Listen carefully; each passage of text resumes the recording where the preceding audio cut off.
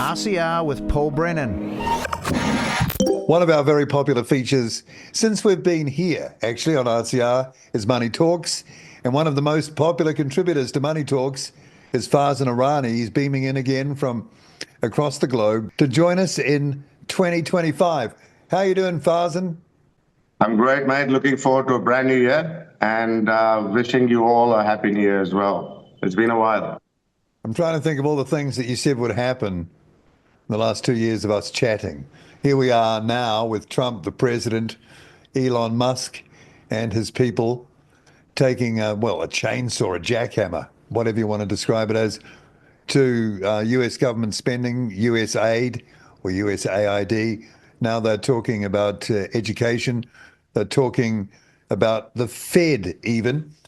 What does this all mean, according to Farzin Irani?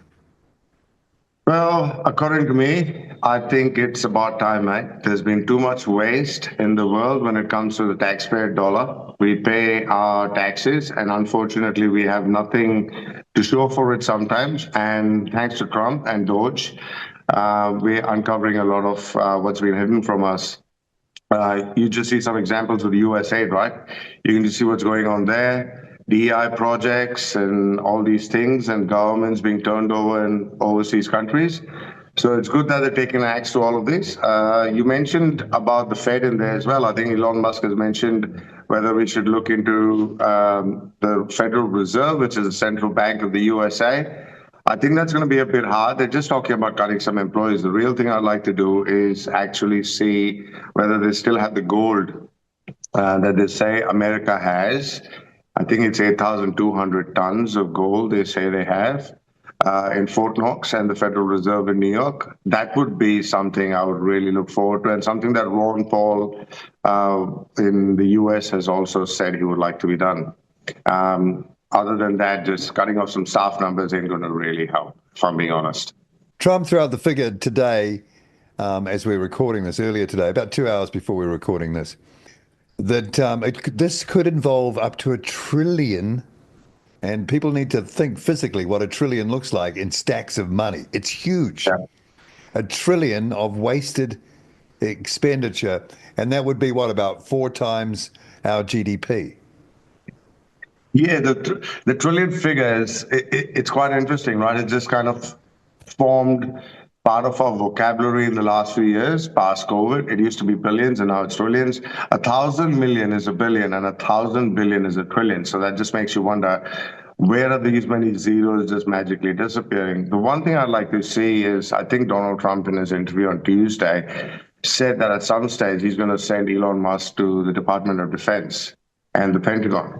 And that is something that I would really look forward to, because I think they have failed 8 audits in a row, if I'm not mistaken, the Department of Defense.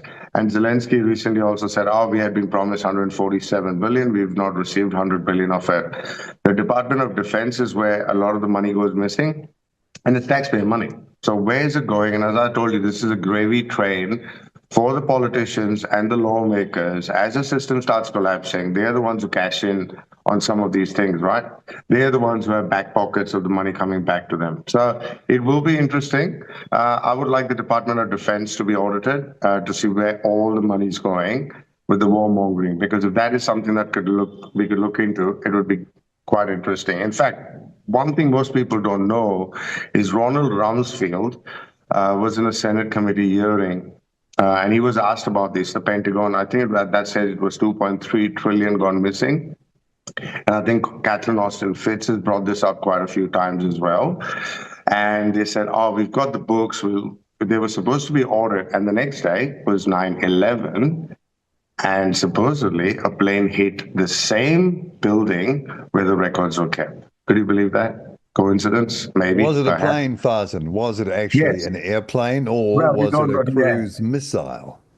You're right. There is no plane. There was no debris. There was only a passport, which is spick and span, wasn't burnt. But this is the Pentagon, the room in the Pentagon I'm talking about, where it wasn't the initial 2 planes, but they said Pentagon was attacked as well, if you remember. I went there just after they'd finished the repair, and stood in front of it and couldn't see how the size of the repair would correspond to a jet airliner doing 500 miles an hour. Exactly. The 9/11 Commission report has said all of that. There's documentaries on YouTube called Fahrenheit 9/11, which show you the architects and the engineers who clearly say even the buildings weren't supposed to. They were designed to take plane hits. So who knows what the official story is? Is I know. Donald Trump going to open that book? Because he said he wants to reveal the assassinations of the Kennedys and Martin Luther. So let's see what happens. Well, let's see what happens there. The world is going to be waking up to a lot of things that they had no idea was going on. It's interesting let's put it watching that the way. reaction of the, I guess you call them the left, in response to revelations coming out now through the DOGE process. And a lot of them are having extreme difficulty accepting any of it, which is probably no surprise when people have been programmed how to think a particular way, right? Well, exactly right, man. If you're caught with your hand in the cookie jar, you're going to divert attention elsewhere. And that's exactly why they're getting, I don't know, judges to kind of put temporary injunctions and all of these, because a lot of the truth is coming out too quickly. And I think there was a senator in America who also wanted to pass a law saying, why are these politicians suddenly getting so rich? Okay. Insider trading, the Nancy Pelosi's of the world. And there was a report last night that came out saying USAID, the head of the USAID, her net worth in 2021 was about 6 million, 3.5 to 6 That million. woman powers. Yeah. Yes, and it suddenly rocketed up to 30 million. Okay, so how does that happen in 3 years?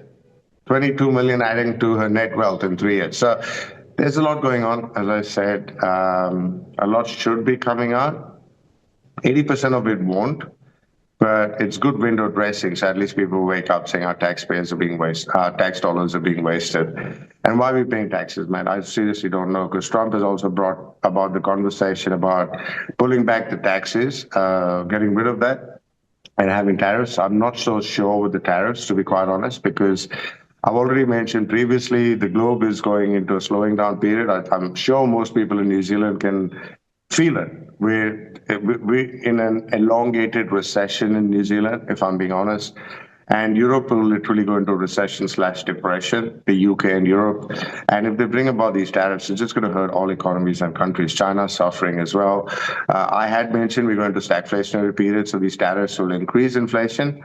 And if governments have to print more money, again, interest rates will go up. So it's going to be an interesting couple of years to see what's happening. I think Trump coming in, as I mentioned even in December, has slowed down the process when it comes from a war perspective, at least in the Ukraine. The Middle East is being ratcheted up, and I had mentioned Middle East. I would probably even say watch a couple more countries, Jordan, Turkey, and the other one Lebanon. Watch these countries closely. There is going to be a Middle East escalation going on, and if there's war is inflationary. So as simple as that, people need to be careful how this affects. I know people might think, why do we always talk about war and all of this? But all of this has an impact on your money, your day-to-day living. Look at what's happened to the New Zealand dollar in the last 2 or 3 months, right? Most people might not be checking it daily, but inflation could be going down a lot faster. But it hasn't, because of our currency, which is literally falling off a cliff, so to speak. I've noticed the difference just in the last year, believe me. All right, is there anything more to say about the international situation before we get on to more local matters, Farzin? No, I'd probably say just watch out for the tariffs, and the Chad obviously is negotiating with higher amounts and stuff. But let's be honest, New Zealand might not be in the crosshairs. It's just Canada, Mexico, and Europe right now. But when he increases tariffs on things like aluminium and steel, all of these things are going to have an impact, whether positively or negatively, and it just has an inflationary aspect. So keep an eye out on that, and that will link into your mortgage rates and all that kind of stuff, because we live in a global macro world. Money flows around the world, so it has an impact on New Zealand, obviously.